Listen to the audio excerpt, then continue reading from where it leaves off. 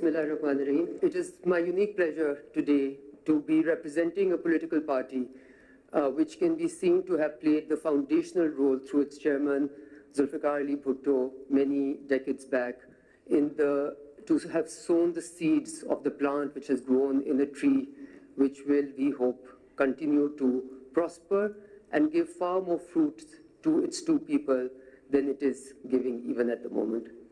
I also want to say that the coming generations of the Pakistan People's Party and all its political leaders have continued to contribute to continue to play the foundational role that I mentioned in the form of Mohtarama Benazir Bhutto and the previous Foreign Minister Bilawal Bhutto Zardari, and of course the co-chairman of the party, President Zardari.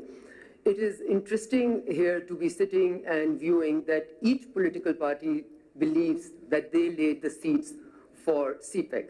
And that in some ways demonstrates the unanimity of opinion and the focus that across the board, across all political divide in Pakistan exists for taking CPEC further and for believing really in the friendship between these two countries.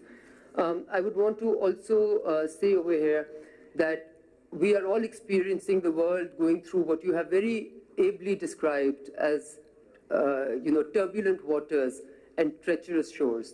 And in these turbulent waters and treacherous shores, wherever we go in the Western forums representing Pakistan, we most of the time find ourselves representing not only Pakistan, but also having to represent China, because I think the world is not taking the rise or the rejuvenation of China as, optimistically or as well, or with as open arms and heart as we would have expected it to.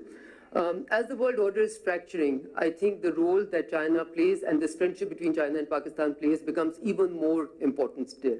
I look at ourselves as the frontiers sort of states to be holding on to some type of order, to be the spokespersons for multilateralism, because it seems that all the countries which seem to have laid the seeds for the order that existed, which was rules-based, do not like the rules as much when they work in favor of developing countries.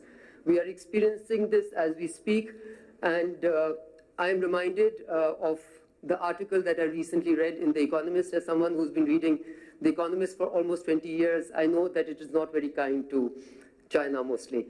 But when it writes about the Chinese scientific revolution and acknowledges that 19 years back when they first looked at the Chinese scientific world and asked themselves the question that is China going to become a scientific power, they say unequivocally the answer today is yes. And they also tell us that amongst the two top science and technology universities, no more lie in the Western world but in China. Now, as the science has no borders, this should be something that should be welcomed all over the world. But it seems that this is a worrying trend for the West. I think it is really important for us to try and allay those concerns, because we must prosper and grow together. Rationalism, logic, which has really been the cornerstone of China's rise, must continue to be the cornerstone or the basis and the foundation of how it navigates a very, very treacherous waters indeed.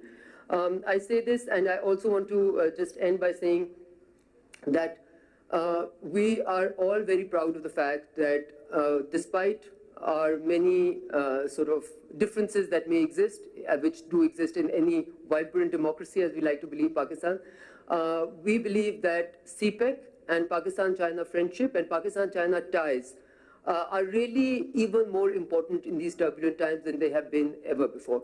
I think whether we like to acknowledge it or not, the world looks at CPEC as the flagship program of the BRI. That is a reality that cannot be denied. How CPEC does reflects on how the vision of BRI unfolds in the world.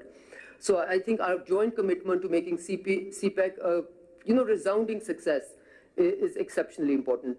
And I just want to end by saying that what you mentioned as the Himalayan spring that Allama Iqbal referred to many, many decades back is seeming more like a winter to many regions of the world. It is on us to make sure that it is viewed as spring and the coming of a beautiful future for all of mankind, humanity, and for the world. And our preservation on the rules-based order, on holding international norms, I think is something that unites the two countries together, and this is a journey that we will have to continue as